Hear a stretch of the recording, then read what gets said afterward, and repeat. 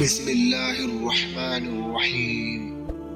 হযরত আয়েশা রাদিয়াল্লাহু তাআলা আনহা থেকে বর্ণিত, তিনি বলেন, নবী সাল্লাল্লাহু আলাইহি ওয়াসাল্লামের জীবন একাধারে 3 দিন গমের রুটি তৃপ্তির সাথে খেয়েছে এমন সুযোগ আসেনি। আর আমরা তার জন্য কখনোই চালনি দিয়ে আটা চেলে খাবার তৈরি করে দিইনি।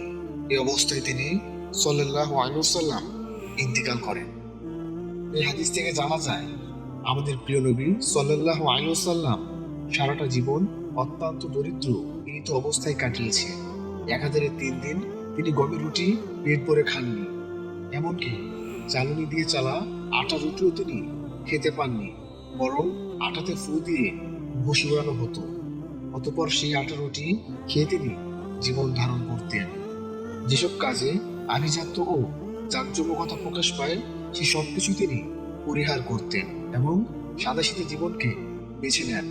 কেননা তিনি জানতেন যে কয়েকদিনের পার্থিব জীবন তার জন্য প্রকৃত স্থায়ী জীবন নয়, বরং পরকালীন জীবন হচ্ছে স্থায়ী ও অবিনশ্বর। সেই জীবনের জন্য প্রস্তুতি গ্রহণ করাই মুসলিমদের মূল লক্ষ্য হওয়া উচিত। কেননা সেই জীবনের শান্তি প্রকৃত শান্তি।